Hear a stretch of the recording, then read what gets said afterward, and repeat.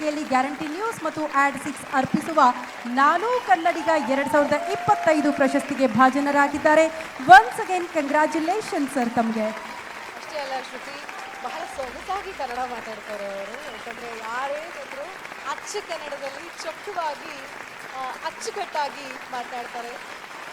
ಪ್ರಶಸ್ತಿಯ ನಂತರದಲ್ಲಿ ಒಂದೆರಡು ಮಾತುಗಳನ್ನು ಆಡಬೇಕು ಅಂತ ನಾನು ಈ ಸಂದರ್ಭದಲ್ಲಿ ಕೇಳ್ಕೊಳ್ತೀನಿ.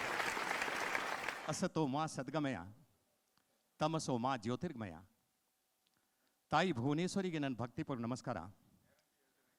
ಮಹಾನ್ ವ್ಯಕ್ತಿತ್ವ ಸರ್ದಾರ್ ವಲ್ಲಭಭಾಯಿ ಪಟೇಲ್ಗೆ ಶ್ರದ್ಧಾಂಜಲಿ, ಭಾವಾಂಜಲಿ, ಪುಷ್ಪಾಂಜಲಿ.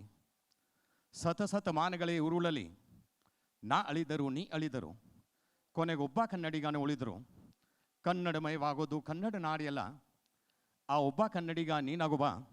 ಈ ತಾಯಿಯ ಋಣವ ತೀರಿಸುವ. ಕನ್ನಡವೇ ಸತ್ಯ, ಕನ್ನಡವೇ ನಿತ್ಯ.